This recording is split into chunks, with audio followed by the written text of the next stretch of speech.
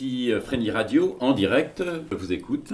Oui, donc nous sommes au complexe socio-culturel de la Barbière à Avignon pour l'escape game de la sécurité routière et des conduites addictives. Et donc nous sommes sur un dispositif qui est prix national de l'innovation sécurité routière décerné par les experts du ministère de l'Intérieur. Avec le soutien du préfet du Vaucluse, nous avons la chance cette semaine d'accueillir les jeunes des quartiers prioritaires politiques de la ville afin de les sensibiliser à tous les enjeux responsables et notamment au bon comportement au volant, mais aussi à l'impact des conduites addictives, donc notamment le cannabis, la consommation d'alcool sur leur santé, sur leur réussite scolaire et universitaire et également sur leur vie en général. Le but c'est du coup de plonger ces jeunes dans une enquête de police puisqu'ils deviennent les nouveaux policiers enquêteurs de la brigade accident du commissariat central d'Avignon. Ils sont plongés dans une enquête de la route puisque Thomas, 20 ans, a eu un gros accident de la route hier en plein centre-ville et il faut reconstituer la soirée de la veille, trouver quelles sont les causes de l'accident. Est-ce qu'il a bu de l'alcool? A-t-il grillé un feu rouge? A-t-il pris des risques? Et là c'est aux jeunes participants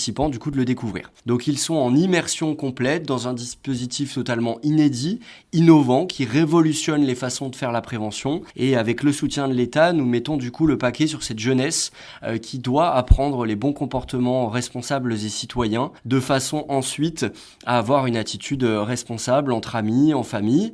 Donc les jeunes vont s'éclater parce qu'ils s'amusent 1 heure durant, ils vont aller de pièce en pièce. On a reconstitué de A à Z avec des décors XXL de cinéma, la voie publique avec l'accident, le commissariat central, également une boîte de nuit pour tous les risques en milieu festif et l'appartement de la victime.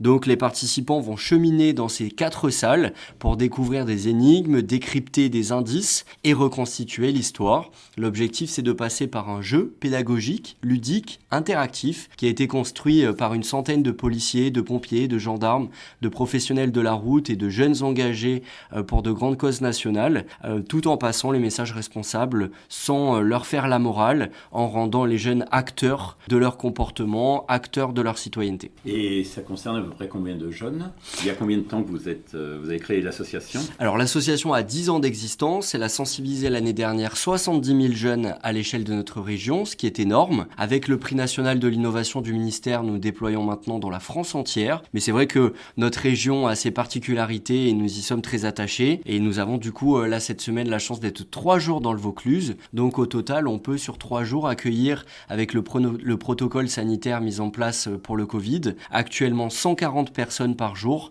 ce qui va nous potentiellement nous permettre de dépasser les 400 personnes sur les 3 jours. Donc c'est un gros effectif, mais les jeunes sont quand même sur des petites équipes de 10 personnes maximum. Et tout au long de la journée, on renouvelle les équipes, évidemment en désinfectant les décors, en utilisant gel, masque, etc. et tout ce qui convient, de façon à ne pas prendre de risques, tout en leur permettant de participer à un jeu très innovant autour de la sécurité routière et des addictions. D'accord, avec côté Friendly Radio, vous remercie énormément et en vous souhaitant une très très bonne journée.